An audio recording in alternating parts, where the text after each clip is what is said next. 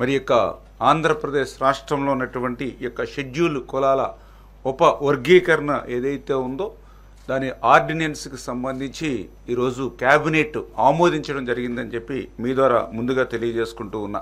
ఏదైతే మరి గతంలో కమిటీ ఇచ్చినటువంటి రిపోర్ట్స్ ఏదైతే ఉన్నాయో మరి దాని ప్రకారమే 7.5, 6.5, 1 అంటే ఈ రకంగా 15% రిజర్వేషన్ ఏదైతే ఉందో మరి ఆ రిజర్వేషన్ కూడా ఏదైతే జనాభా ప్రాతిపదికన అంటే రేపు భవిష్యత్తులో ఏదైతే జిల్లాల వారీగా జనాభా దామాషా ఏదైతే ఉందో దాని ప్రకారం కూడా భవిష్యత్తులో ఆ యొక్క జనాభా దామాషా వచ్చిన తర్వాత అమలు చేసుకునేటువంటి విధంగా ఈరోజు క్యాబినెట్లో కూడా డిస్కషన్ కూడా జరిగిందని చెప్పి తెలియజేసుకుంటూ మరి ఈరోజు ఆర్డినెన్స్కి క్యాబినెట్ ఆమోదం చెప్పడం జరిగింది. మరి 2-3 రోజుల్లోనే ఆర్డినెన్స్ రావడం, ఆర్డినెన్స్ వచ్చిన వెంటనే మళ్ళీ డిఎస్సి కూడా నోటిఫికేషన్ కూడా ఇచ్చి 45 రోజుల సమయం ఇచ్చి సాధ్యమైనంత వరకు రేపు విద్యా సంవత్సరానికి ముందే ఆ డిఎస్సి ద్వారా కూడా ఈ వర్గీకరణ ఫలాలు అందించాలనేటువంటి ఆలోచనతో కూడా ఈ ప్రభుత్వం ఉందనే విషయాన్ని కూడా ఈ సందర్భంగా తెలియజేసుకుంటూ ఉన్నాం. షెడ్యూల్ కులాల్లో ఉన్నటువంటి ఉపకులాల మధ్య ఉన్నటువంటి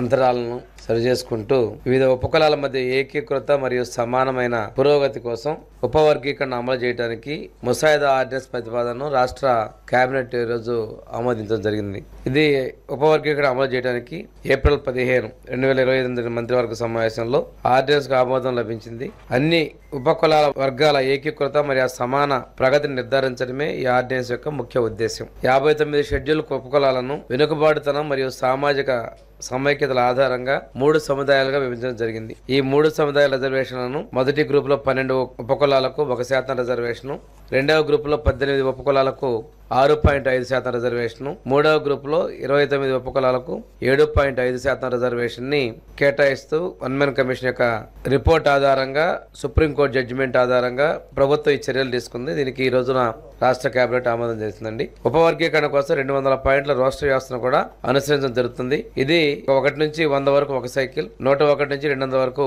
రెండవ సైకిల్లో ఈ 200 పాయింట్లు కూడా రోస్టర్ అమలు జరుగుతుంది. అన్ని షెడ్యూల్ కులాల వర్గాలకు విద్య మరియు ఉద్యోగ అవకాశాల్లో సమాన మరియు న్యాయమైన ప్రవేశం లభిస్తుందని, దీని ద్వారా రాజ్యాంగ లక్ష్యాలను సాధించి సామూహిక అభివృద్ధి నిర్ధారించగలని ప్రభుత్వం భావిస్తుంది.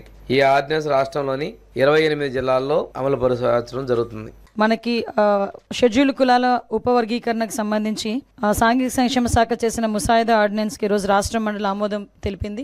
ఏదైతే గౌరవ ముఖ్యమంత్రి గారు చంద్రబాబు నాయుడు గారు ఉద్దేశం, అదేవిధంగా అంబేద్కర్ గారు కానీ జగజ్జీవన్ రావు గారు కానీ ఎప్పుడూ కూడా ఆలోచించే విధానం సమాన స్వేచ్ఛ అవకాశాలు ఉండాలి, సమాన అవకాశాలు ఉండాలని ఒకే ఒక ఉద్దేశంతో వాళ్ళు చేసిన ఆ రోజు తీసుకున్న నిర్ణయం, ఆ రోజు నుంచి ఈ రోజు వరకు కూడా ఆ నాయకుల తాలూకా మార్గదర్శకాలతో ఈ రోజు నడుస్తున్న ప్రభుత్వాలు మనందరం కూడా చూసాం. వాళ్ళ తాలూకా మార్గదర్శకాలని, వాళ్ళ తాలూకా దిశానిర్దేశాన్ని కూడా ఈ రోజు ప్రజలకు అందజేయాలనే ఉద్దేశంతో గౌరవ చంద్రబాబు నాయుడు గారు తీసుకున్న ఈ నిర్ణయం, అదేవిధంగా సుప్రీంకోర్టు ఆర్డర్ ప్రకారం వన్ మెన్ కమిటీ ఇచ్చిన రిపోర్టు ప్రకారం సుమారుగా చాలా రోజులు 13 జిల్లాలు కూడా కంబైన్డ్ జిల్లాలు తిరిగి ప్రతి ఒక్క కుల సంఘాలు వాళ్ళ తాలూకా అభిప్రాయాలు తీసుకొని ఈ రోజు మాకు ఒక రిపోర్ట్ తయారు చేసి ఇచ్చారు. ఆ రిపోర్ట్ ని కూడా ఒక 5 మెన్ కమిటీని ఏర్పాటు చేసిన గౌరవ ముఖ్యమంత్రి గారి ఆధ్వర్యంలో 5 మెన్ కమిటీని కూడా ఏర్పాటు చేయడం జరిగింది. 5 మెన్ కమిటీ ఇచ్చిన రిపోర్టుని బేస్ చేసుకుని ఆ రోజు మంత్రిమండలిలోని ఒకసారి మనం అందరం దానికి ఆమోదం పొందాం. అది మళ్ళీ కేంద్ర ప్రభుత్వం దగ్గరికి వెళ్ళి మళ్ళీ తిరిగి ఆర్డినెన్స్ రూపంలో వచ్చిన తర్వాత ఆ ఆర్డినెన్స్ ని కూడా ఈ రోజు రాష్ట్ర మంత్రిమండలి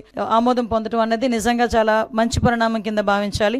ఎంతో వెనుకబడిపోయిన రెల్లి కులస్తులు లాంటి కులస్తుల్ని కూడా ఈ రోజు 1% రిజర్వేషన్ ఇచ్చి వాళ్ళకి కూడా అన్ని ఉద్యోగ అవకాశాలు, ప్రమోషన్స్ లోని కూడా వాళ్ళకి అవకాశాలు ఇవ్వాలని ఒక మంచి ఉద్దేశం. అదేవిధంగా మిగతా ఉపకులాలకు సంబంధించి ఓవరాల్ గా 59 ఉపకులాల్లోని కూడా అందరికీ కూడా సమాన అవకాశాలు రావాలని ఈ రోజు మంత్రిమండలి తీసుకున్న నిర్ణయాన్ని స్వాగతిస్తూ ప్రజలందరికీ కూడా తెలియజేయటమైంది.